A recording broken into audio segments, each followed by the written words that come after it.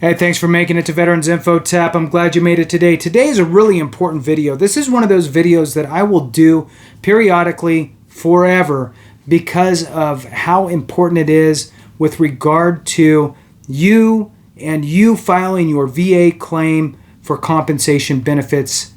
And I'm going to tell you this. I'm going to do this probably at least once a month forever because it's that important and there's always somebody new. Now, whether you need this or not, please watch it all the way through because there's information here that you could absolutely share with others, right? Not every veteran's watching this channel, so as you come across a veteran in need, you can share it with him or her. So please watch this through, at least as far as you can tolerate. I get it. I'm small doses, right? So there's two things that I'm going to talk about in this video, and I feel as though these are probably the two most important things when it comes to filing your VA claim, and it's really kind of condensed up and kind of balled up, I think somewhat nicely. It's just going to be off the top of my head though. So I do know that many of you here know as much as I know or more than I know. And so if I miss something or there's something you want to chime in, please put it in the comments, right?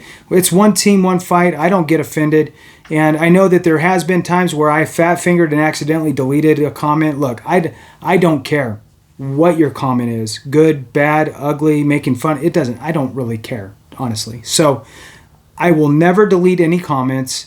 At least intentionally. I accidentally did a couple times, again, the fat thumb thing. And then I think YouTube actually deletes some sometimes. I don't know why. You probably know more than I know. So anyway, let's jump into it. Hit the thumbs up for me, subscribe, share with a friend, all that good stuff. Let's jump into it. All right, so there's two things that you absolutely need to know when it comes to filing your VA claim. All right. Now, the first thing here that I'm going to tell you is not one of those two things. This is just a little extra piece. The first thing you should do, especially with, and I'm going to kind of use the idea that this is maybe your first claim or the first claim for a condition. The first thing that you should do is file an intent to file. This just takes the pressure off, right? Usually what I see that happens is once somebody decides to file a claim, now they're ready to go. They're like, they can't wait to just get it filed so it could start the process. And then you end up shortchanging yourself. You miss something. You don't fully develop it, that type of stuff. So take the pressure off, file that intent to file. The intent to file, for those that don't know, preserves an effective date. When you file that intent to file, that becomes your effective date as long as you file your claim within 1 year of filing that intent to file. They'll backdate you to that date for your effective date for all of your back pay. Okay, very important. Okay, so now that's out of the way. So now the first thing that you need to do is make sure that you can get your claim approved. That's the number one thing. And the number two thing is, look, it's great that it's approved, right? Your service connected now. Wonderful. Well, what if they gave you a 0%, but you think you should be at a 60%? It happened to me. I filed a claim many moons ago, and I got a 0%. I was pissed. Went through, learned everything I could, went back, and then I filed my appeal, and I got a 60% back. So it's better to not have to file an appeal. Bottom line, it's better if you can just do it right the first time, give the VA what they're looking for, and get everything done right the first time. Saves you time, saves you stress, and gets the appropriate rating right away, and that's really important. So with that, that's the second piece. So on the first piece, the getting it approved, number one, I break it down into kind of three segments, and everybody kind of has their own version, but this is how I do it. When you think about filing a claim, the VA is looking for three things, okay? Those three things are time and service, okay? So DD-214s, everything's evidence-based, right? So you have to prove that you served. You have to prove everything. Everything's evidence, and it's like you're going to court, right? So really take the time to develop your claim because you're going to court.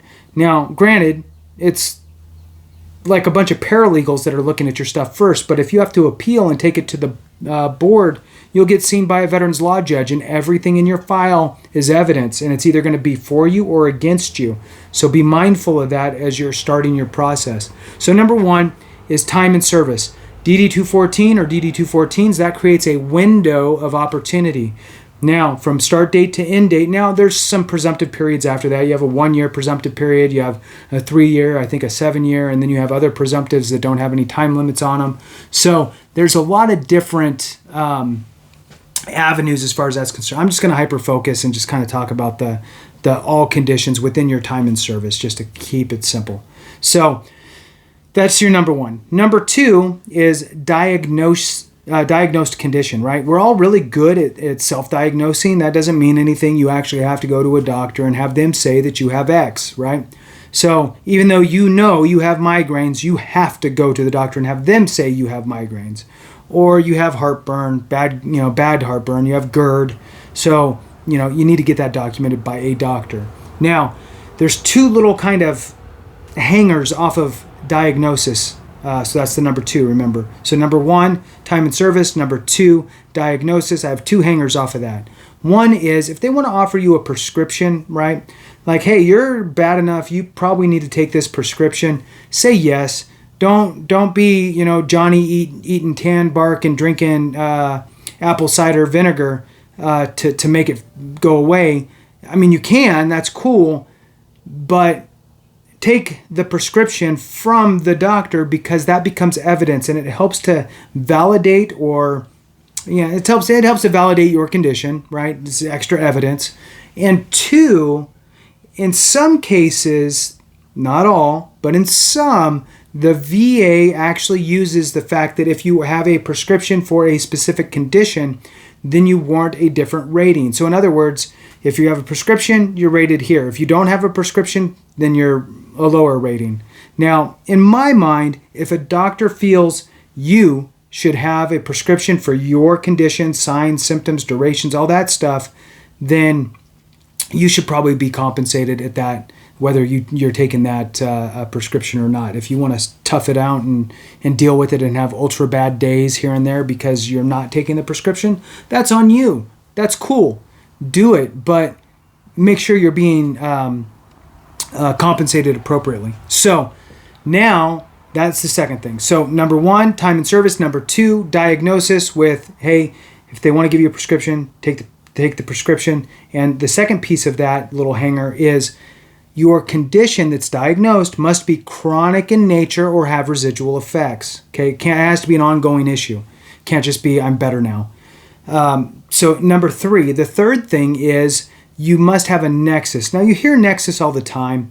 Nexus is the link between your condition and your time in service. So in other words, the VA is saying, prove to us that your condition manifested during your time in service or is a result of your time in service. Maybe it showed up later, but it's because of your time in service. So you need to somehow link your condition to your time in service, and that's what Nexus means. You're also going to hear the words like Nexus Letter.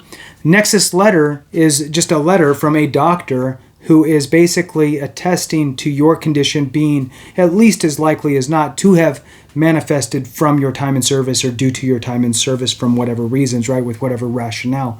So a Nexus Letter helps to establish the nexus. Okay, so that's the first part. First part is making sure that you get your service connection. That establishes that. Done. Now the second piece I'm going to tell you about is making sure that you're getting that appropriate rating. All the information's available to you. The information really that you need to hone in on is the schedule of ratings. Now you're going to hear people talk about DBQs, disability questionnaires, and that's cool. Disability questionnaires are great. However, if you don't know the right information to articulate, to have put into the DBQ, they're garbage. Everybody can agree with that, I'm hoping. Great, you have a form. What do you put in it? Well, I don't know, I'm just going to make up something. No, wrong answer, okay? The right answer is all of the information that you need to make sure that you articulate to your doctor. Man, that's a blue screen. Let's get rid of that. I feel like one of those blue men. So what you need to do is make sure that you get all that information correctly articulated with your doctor so they can put it into that DBQ for you. Where do you find it? You find it on the schedule of ratings with the VA. The schedule of ratings is broke down into different, what they call books. So for example, musculoskeletal, neurological, dental, right? So whatever your condition falls is the book you would look in, and then you would find that specific condition. So like migraines would be in neurological, and you would just search for migraines, and then it's going to show you, hey, you have 3 rating options. You're either a 10, a 30, or a 50. Well, which one are you? Well, read them. You'll read the description that warrants a 50%. You'll read the description that warrants a 30. You'll read it for a 10. Whichever one you meet, and it just gets worse and worse, right? So if you meet everything for a 10, cool. Read the 30. If you meet everything for the 30, cool. Read everything for the 50. If you meet it, cool. If you don't meet it, then you know you meet it for 30, so you should be a 30. The issue here is that we don't really know what they're looking for unless you actually read the schedule of ratings. Now that you know, you'll read the schedule of ratings, find your condition, read what all the signs and symptoms and durations that warrant each rating, figure out what your rating should be, and then you can articulate that to your doctor. The doctor can put that on the DBQ if you want to do it that way. That's great. It just helps to make it a little easier for the VA. But the gold in this is when you have that information, I suggest just print it out or write it down or type it up or copy and paste it or whatever onto something and take it with you to your C&P exam. Then when the doctor asks you questions, you can regurgitate it directly from the piece of paper and go, this is exactly me. And you can give it to them at the end if you want, so they can make sure that they put that information in there. And you can even tell them, look, it's really important. I just want to make sure that all this gets put in the system because, I really went through to make sure that I'm doing all this stuff right, and this is really important to me.